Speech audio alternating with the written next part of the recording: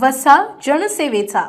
संपूर्ण कर्जमुक्तीसाठी अन्नत्याग आंदोलन, विधान भवनावर धडक, मंत्रालयासमोर झाडावर चढून सरकारला दिलेला इशारा आणि त्यानंतर मुख्यमंत्र्यांसोबत झालेल्या निर्णायक बैठकीनंतरही शेतकऱ्यांचे प्रश्न कायम असल्याचा आरोप करत शेतकरी नेते रविकांत तुपकर पुन्हा एकदा आक्रमक झाले आहेत.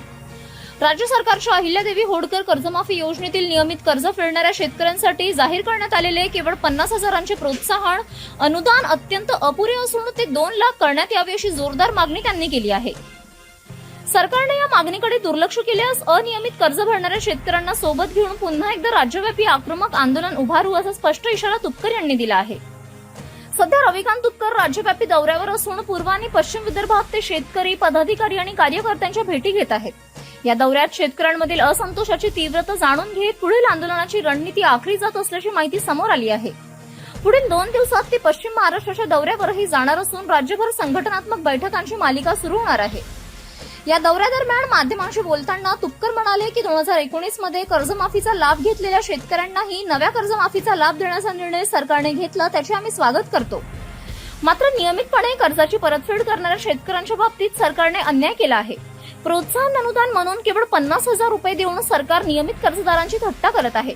ही रक्कम किमान 2 लाख करण्यात यावी अशी ठाम मागणी केली आहे. नियमित कर्ज भरून आम्ही पाप केलंय का असा संतप्त सवाल करत तुपकर म्हणाले, अनेक शेतकऱ्यांनी बँकेचे कर्ज वेळेवर फेडण्यासाठी नातेवाईकांकडून किंवा खासगी सावकारांकडून व्याजाने पैसे उचलले. प्रामाणिकपणे कर्ज फेडणाऱ्यांना शिक्षा का अशी भावना शेतकऱ्यांमध्ये निर्माण झाली आहे. सरकारला भविष्यात नियमित कर्ज फेडणाऱ्या शेतकऱ्यांची संख्या वाढवायची असेल तर त्यांना सन्मानाने आणि मोठ्या प्रमाणात प्रोत्साहन द्यावे लागेल असंही त्यांनी स्पष्ट केले. राज्य सरकारने जी अहिल्यादेवी होळकर कर्जमाफी योजना आणलेली आहे, या कर्जमाफी योजनेमध्ये 2019 मध्ये ज्या शेतकऱ्यांना कर्जमाफीचा लाभ मिळाला त्याही शेतकऱ्यांना या कर्जमाफी योजनेमध्ये लाभ मिळणार आहे.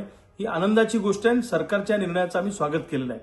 परंतु रेग्युलर कर्ज भरणाऱ्या शेतकऱ्यांवर या कर्जमाफी योजनेमध्ये प्रचंड मोठा अन्याय झालेला आहे. जे शेतकरी रेग्युलर कर्ज भरतात ते शेतकरी कर्ज भरण्यासाठी पै पाहुण्याकडून किंवा सावकाराकडून व्याजानं पैसे आणत असतात आणि ते कर्ज भरत असतात. त्यामुळे रेग्युलर कर्ज भरणाऱ्यांचा हा गुन्हा आहे का रेग्युलर कर्ज भरणं. त्यामुळे रेग्युलर कर्ज भरणाऱ्यांना सरकारने जे 50,000 रुपयाचं अनुदान डिक्लेअर केलंय हे अनुदान खूप कमी आहे. त्यामुळे रेग्युलर कर्ज भरणाऱ्या शेतकऱ्यांना सुद्धा या 2 लाखाच्या कर्जमाफीचा लाभ द्यावा, त्यांना 2 लाख रुपये प्रोत्साहनपर अनुदान द्यावं अशी आम्हा शेतकऱ्यांची मागणी आहे. रेग्युलर कर्ज भरणाऱ्या शेतकऱ्यांमध्ये प्रचंड असंतोषाची भावना महाराष्ट्रभर आहे. त्यामुळे सरकारला आमची विनंती आहे की नियमित कर्ज भरणाऱ्या शेतकऱ्यांना 2 लाख रुपयाचं अनुदान सरकारने तातडीनं द्यावं. दुसऱ्या बाजूला तिन्ही कर्जमाफीतून जे लोक सुटलेले आहेत त्या सगळ्या लोकांना या कर्जमाफीचा लाभ देण्यात यावा ही आमची दुसरी मागणी आहे. आणि कागदपत्रांच्या चुकीमुळे, तांत्रिक त्रुटीमुळे जे शेतकरी कर्जमाफीपासून वंचित राहिले त्यांनाही या कर्जमाफीमध्ये लाभ देण्यात यावा. या 3 मागण्या सरकारनं आमच्या आहेत. सरकारनं वेळीच तातडीनं रेग्युलर कर्ज भरणाऱ्यांची आणि तिन्ही कर्जमाफीतून सुटलेल्या लोकांची दखल घेतली नाही किंवा त्यांना कर्जमाफीमध्ये समाविष्ट केलं नाही तर रेग्युलर कर्ज भरणाऱ्या सगळ्या शेतकऱ्यांना घेऊन महाराष्ट्रभर प्रचंड मोठं आंदोलन येणाऱ्या काळामध्ये उभं राहणार आहे. आम्ही सगळ्या शेतकरी नेत्यांशी बोलतोय. सरकारला जर का या आंदोलनाला सामोरं जायचं नसेल किंवा शेतकऱ्यांच्या असंतोषाला सामोरं जायचं नसेल तर तातडीनं रेग्युलर कर्ज भरणाऱ्या शेतकऱ्यांचा विचार करावा आणि कर्जमाफी योजनेतल्या पुन्हा 2 अटी काढून त्यांना 2 लाख रुपयाचा लाभ द्यावा अशी सरकारकडे आमची मागणी आहे. City news.